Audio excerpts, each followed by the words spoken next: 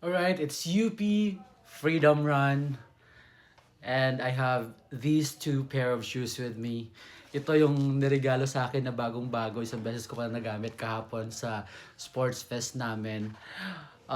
Dadalhin ko siya dahil pag-aaralan ko mamaya or i-assess ko later kung kamusta yung daan. Kasi lakas nga ng ulan, 'di ba? So parang mga 1 hour pa lang siyang humihinto. So titingnan ko kung medyo tuyo na yung daan, pwede kong gamitin. Pero kung basa, parang hindi ko pa kaya siyang dumihan, right? So 10 kilometers lang naman yung longest distance nitong UP Freedom Run.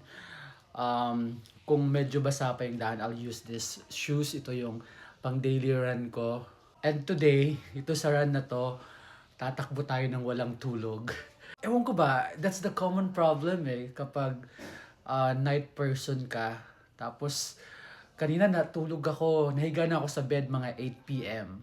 Tapos, antok ako, pero alam mo na, dahil alam mo, nagigising ka ng 2 a.m., hindi ka makatulog kahit antok ka. So, yun yung nangyari.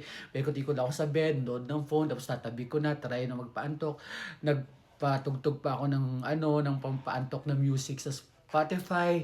Wala, hindi talaga ako nakatulog. Kaya nung mag-aalas 2 na sabi ko, hindi, kailangan ko nang bumangon. Hindi na talaga kayang matulog. So, ayan guys, pupunta tayo.